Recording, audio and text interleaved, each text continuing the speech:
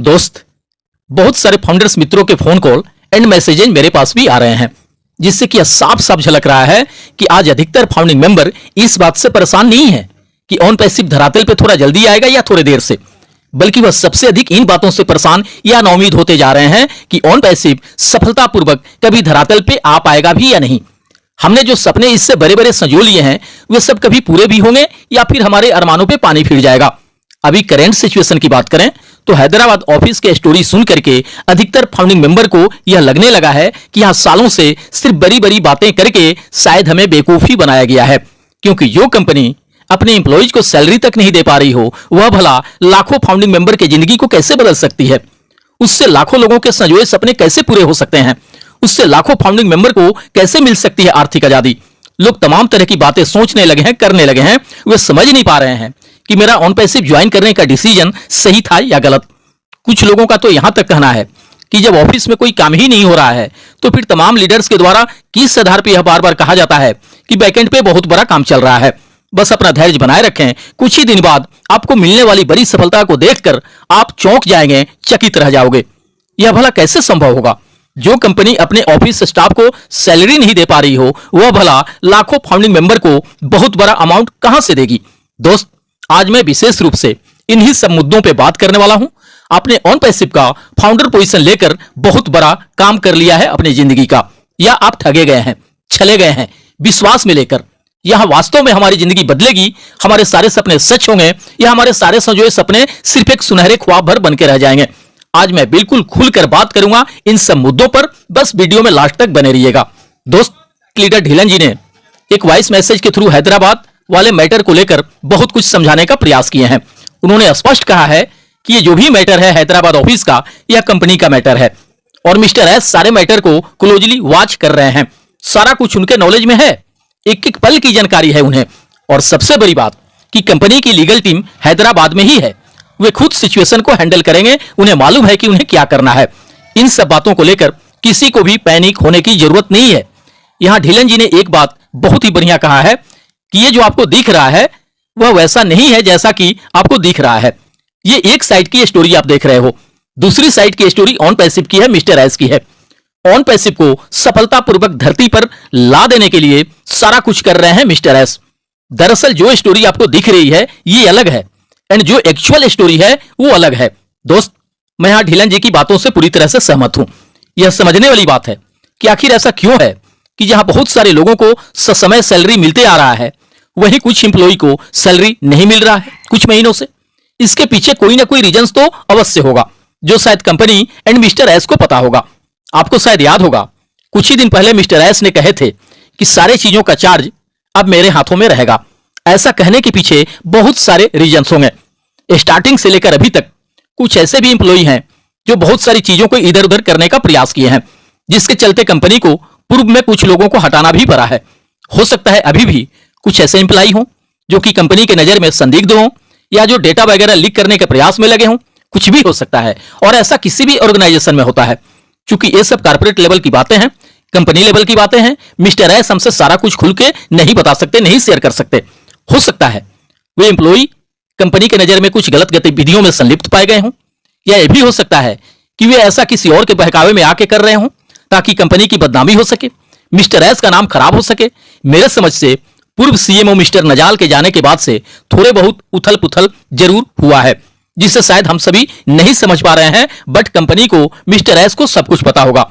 यह भी हो सकता है कि जो लोग अभी मैनेजमेंट का पार्ट नहीं है, कहीं अभी भी उनके टच में रहते हो कुछ एम्प्लॉय, या उनके साथ कंपनी की कुछ अंदरूनी बातें शेयर करते हो, कुछ भी हो सकता है, क्योंकि अक्सर इस तरह की बातें होते रहती है बड़े से बड़े ऑर्गेनाइजेशन में भी। खैर, ये सब वाकई कंपनी लेवल की बातें हैं, ये सब अंदरूनी मैटर हैं कंपनी एंड एम्प्लॉय के बीच का। मैनेजमेंट को खूब अच्छी तरह से पता होगा कि इस तरह की चीजों को कैसे हैंडल करना है। हम फाउंडिंग मेंबर को इन सब बातों को लेकर बिल्कुल भी परेशान होने की जरूरत नहीं है। दोस्त, एक मिनट में जिंदगी नहीं बदलती, पर कभी कभी एक मिनट सोचकर लिया गया फैसला पूरी जिंदगी बदल देता है। हमने ऑन पैसिव का फाउंडर पोजीशन लेकर वाकई अपनी जिंदगी का बहुत बड़ा काम कर लिया है। सालों से लेकर अभी तक तमाम तरह के उतार चढ़ाव देखने के बाद भी इतना तो 100% तय लग रहा है कि हमारी जिंदगी को अगर कोई बदल सकता है तो वह ऑन पैसिव ही है। हमारे सपनों को कोई पूरे कर सकता है तो वह ऑन पैसिव ही है। हमें कोई अगर आर्थिक आजादी दिला सकता है तो वह ऑन पैसिव ही है। और इसी आस उम्मीद में तो हम सालों से लेकर आज तक राह भी नहीं हार रहे हैं अपनी सफलता के शुरू होने का, क्योंकि हमें यह 100 का 100% विश्वास है, भरोसा है कि भले थोड़ा देर हुआ है बट एक न एक दिन हमारे सारे सपने पूरे होंगे ऑन पैसिव से। और यही विश्वास, यही भरोसा आज तक लाखों लोगों को जोड़े हुए है ऑन पैसिव के साथ।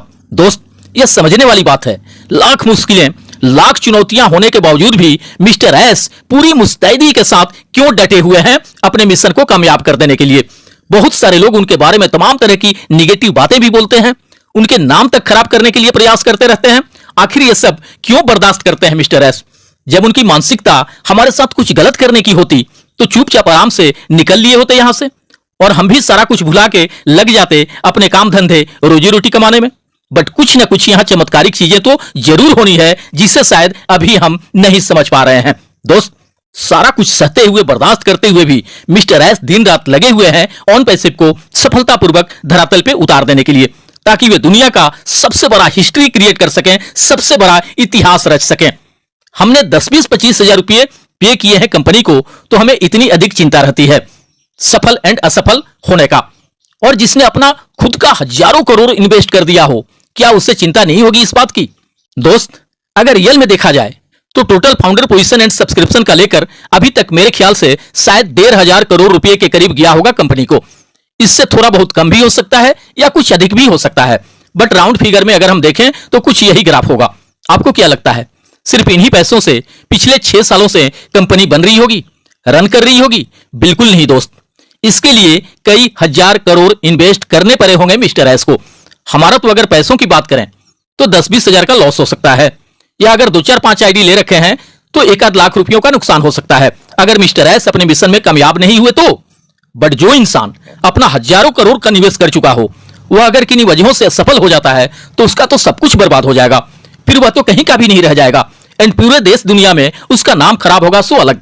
दोस्त, इतना तो स्पष्ट लग रहा है कि जितना हमने लाखों फाउंडिंग मेंबर ने पे किए हैं कंपनी को, उससे कहीं कई गुना अधिक अकेले इन्वेस्ट किए होंगे सीईओ मिस्टर एस ने। क्या वे कभी चाहेंगे कि वे असफल हो जाएं और उनके द्वारा इन्वेस्ट किए गए हजारों करोड़ रुपयों का लॉस हो जाए? बस इतना समझ लीजिए कि हमसे कहीं हजारों गुना अधिक फिक्र मिस्टर एस को होगी ऑन पैसिव को सफलतापूर्वक धरातल पे ला देने की। इसलिए हमें ऑन पैसिव से मिलने वाले सक्सेस एंड अचीवमेंट को लेकर बिल्कुल भी चिंतित रहने या असमंजस में रहने की जरूरत नहीं है। बस भरोसा रखें, ऊपर वाले की कृपा रही तो इस महीने से अगले महीने तक में बहुत सारे खूबसूरत परिदृश्य हमें देखने को मिल सकता है। हम रियली सौभाग्यशाली हैं जो हमें ऑन पैसिव का फाउंडर पोजीशन मिल गया है। कोई भी जल्दबाजी में आके अपना रिफंड लेने के बारे में या अपना अकाउंट किसी और को ट्रांसफर करने के बारे में बिल्कुल भी ना सोचे, क्योंकि इसी फाउंडर पोजीशन के बदौलत हमें वो सब कुछ हासिल होना है जिंदगी में जो कि हम पाना चाहते हैं। कंपनी कहां से इतना अधिक रेवेन्यू जनरेट करेगी, कहां से लाखों फाउंडिंग मेंबर को फाइनेंशियली फ्री करेगी, ये सब बातें हमें सोचने की बिल्कुल भी जरूरत नहीं है। ये सारा कुछ मिस्टर एस के ऊपर छोड़ दीजिए, ये सब कंपनी लेवल की बातें हैं। ढीलन जी जो कह रहे हैं कि जो स्टोरी अभी आपको दिख रही है ये अलग है, एंड जो एक्चुअल स्टोरी है वो अलग है, वो बिल्कुल सही बात कह रहे हैं। माइग्रेशन का काम कंप्लीट होने दीजिए, उसके बाद सब कुछ हमें बिल्कुल नए रूप में दिखने वाला है, या कह सकते हैं कि वह फाइनल फेज स्टार्ट हो जाएगा जिसका सालों से इंतजार है हमें। दोस्त, किसी भी हाल में अपने धैर्य को नहीं खोना है, हमारे कामयाबी का परचम एक दिन दुनिया में लहरा के रहेगा। आपके उज्जवल भविष्य की कामनाओं के साथ मिलते हैं नेक्स्ट वीडियो में। थैंक यू दोस्त, धन्यवाद। OnPassive, the future of internet.